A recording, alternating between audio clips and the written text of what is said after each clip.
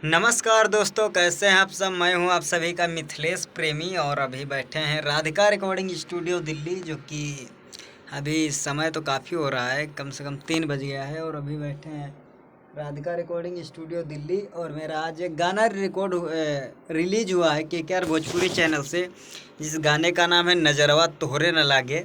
बहुत ही प्यारा पारिवारिक गाना है, तो आप लोग सुनिए और ढेर सारा प्यार आशीर्वाद दीजिए इस गाने को। और गाना मिलेगा आपको KKR भोजपुरी चैनल पे, तो जाइए और सुनिए और ढेर सारा आशीर्वाद प्यार दी। और अभी तो बैठे ही तो देख भी सकते हैं, ये वाला गाना है मेरा, ये वाला। आप सुन रहे हैं मिथिलेश प्रेमी के आवाज में।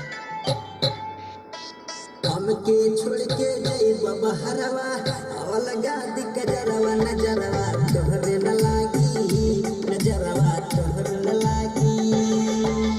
काम के छोड़ के गई बाबा हरवा और लगा दी गजरवा नजरवा तोहरे न लागी, नजरवा तोहरे न लागी।